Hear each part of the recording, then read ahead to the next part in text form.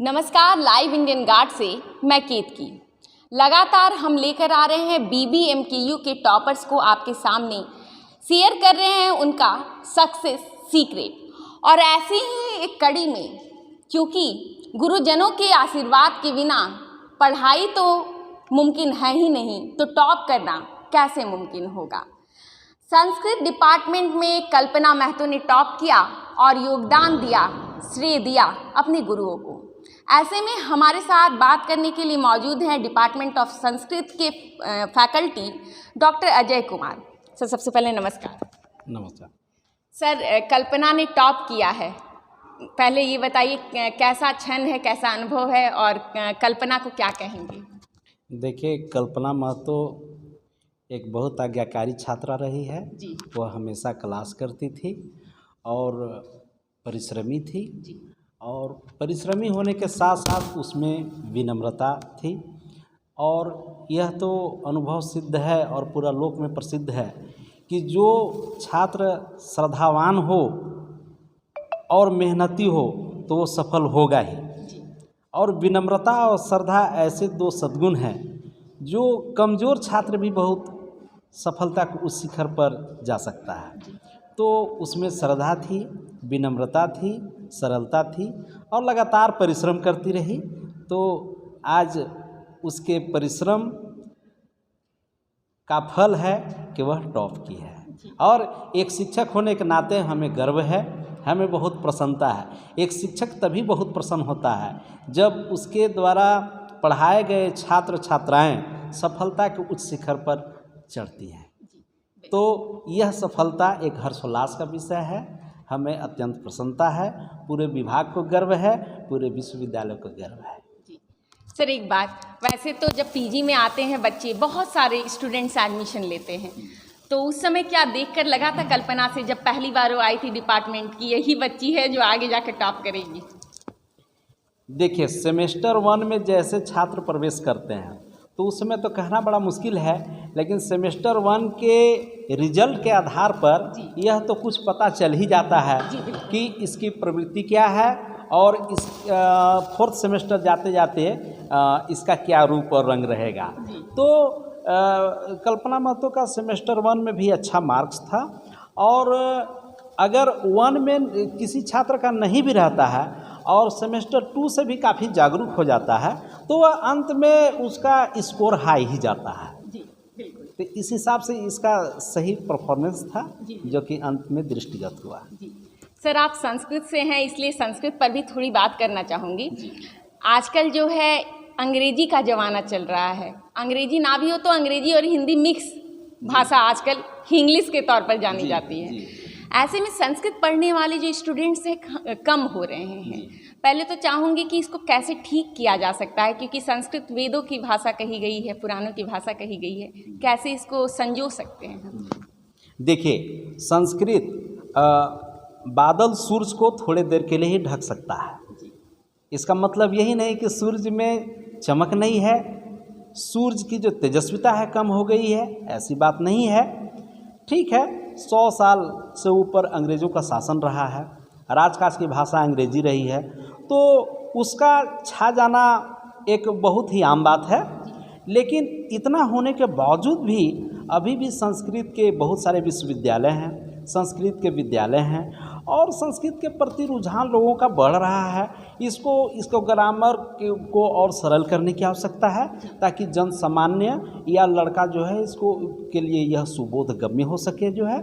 और हम लोग प्रयासरत भी हैं कि कैसे इसे और रुचिकर बनाया जाए ताकि छात्र इसमें ज़्यादा से ज़्यादा आकर्षित हो सकें और छात्र आकर्षित हो भी रहे हैं। अब मेरा यह मानना है कि बादल सूरज को ढक सकता है थोड़ी देर के लिए, लेकिन सूरज ही रहेगा।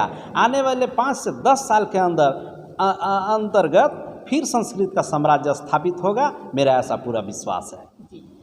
सर, एक बात और, आजकल जो बच्चे हैं गूगल गुरु उसका दौर है और गूगल पे बहुत ज़्यादा पढ़ाई होती है, तो और जितने सब्जेक्ट्स हैं उसके लिए सिलेबस सर्च करना हो तो टाइप किया गूगल पे, नोट्स आ जाते हैं या स्टडी मटेरियल आता है।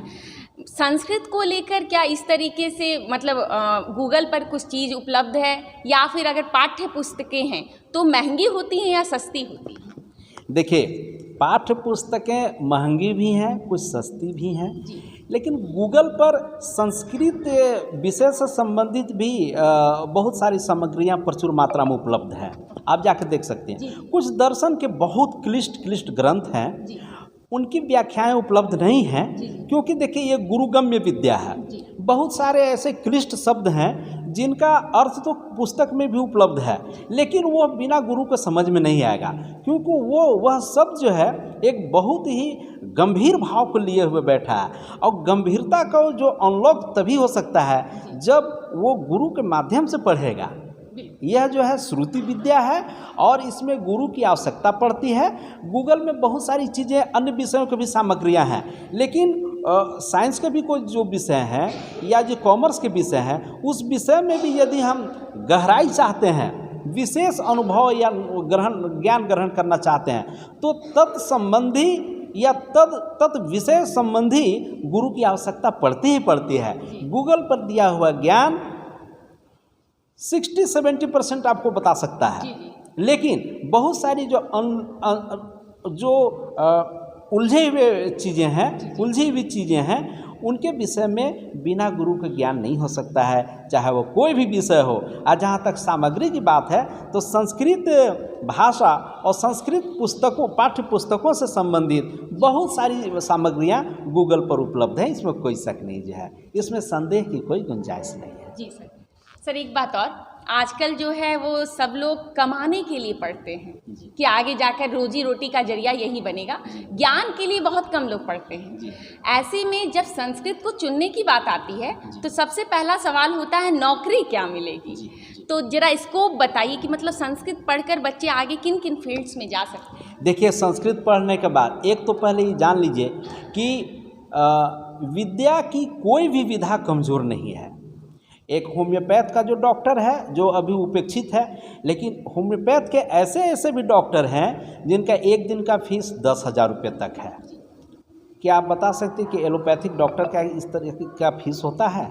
लेकिन एलोपैथ में भी जो बहुत जानकार है उनका भी महत्व है, और जो होम्योपैथ का जानकार है उनका भी महत्व है। ठीक उसी प्रकार संस्कृत का जो बहुत जानकार व्यक्ति है वो भी छाया हुआ है, उसे भी, या वो हाई स्कूल का टीचर बनेगा, सबसे पहली बात नेट JRF निकाल कर प्रोफेसर बनेगा, संस्कृत का जो है समाचार वाचक बन सकता है, या फिर संस्कृत के बहुत सारे रिसर्च अनुसंधान है उसमें वो साइंटिस्ट बन सकता है।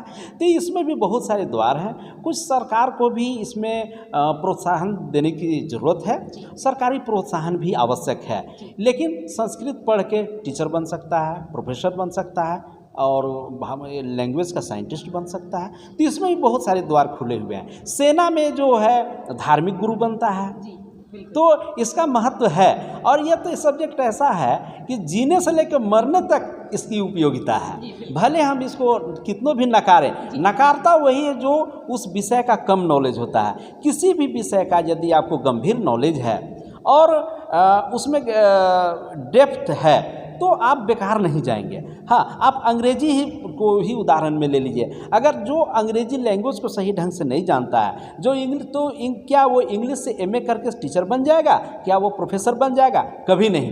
किसी भी विषय का शिक्षक वही बनता है, प्रोफेसर वही बनता है, उस विषय का वैज्ञानिक वही बनता है, उसमें अनुसंधान वही अच्छा कर सकता है जिसको उस विषय पर अच्छी पकड़ हो। यदि किसी भी विषय में अच्छी पकड़ हो तो वह अपना रोजगार ढूंढ सकता है। रोजगार के बहुत सारे रास्ते खुले हुए हैं, इसमें कोई शक नहीं। अगर ज्ञान नहीं है तो आप मैथ पढ़ के भी बेकार हैं, ज्ञान है तो आप हिंदी पढ़ के भी मतलब जो है अपनी सफलता पा सकते हैं, रोजगार पा सकते हैं, और ऐसा हजारों उदाहरण है, इसमें कोई शक नहीं जो है। लेकिन अगर छिछला ज्ञान है, सतही ज्ञान है, तो किसी भी विषय को पढ़ के सफलता हासिल नहीं की जा सकती है। और अगर किसी भी विषय में गंभीर ज्ञान है, अगर उसके प्रति आपका रुझान है, उस विषय के प्रति समर्पित हैं, तो आप रोजगार तो पाएंगे ही पाएंगे, आपको प्रसन्नता मिलेगी और आपकी छवि पूरे समाज में बनी रहेगी। आपकी छवि को आपको एक आदर्श माना जाएगा और आपका अनुकरण किया जाएगा। जी सर, आपसे बात करके तो काफ़ी अच्छा लग रहा है, क्योंकि संस्कृत के बारे में बहुत कम लोग होते हैं जो इतनी बातें करते हैं आजकल। सर, एक बात जानना चाहूँगी, BBMKU में अभी जो डिपार्टमेंट ऑफ संस्कृत है, लगभग कितनी सीटें हैं जिस पे एडमिशन होते हैं? जी, अभी कुल 32 सीटें हैं। जी जी, लगभग कितने लोग आ जाते हैं? जी, मैक्सिमम 20-25 छात्र आ जाते हैं। और जिनको और कहीं भी हो जाता है वो छोड़ के चले भी जाते हैं।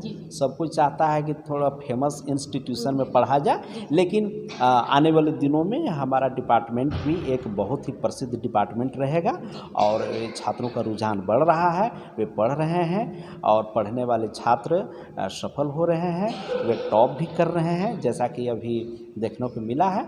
तो आने वाला भविष्य बहुत उज्जवल है और उज्जवल रहेगा।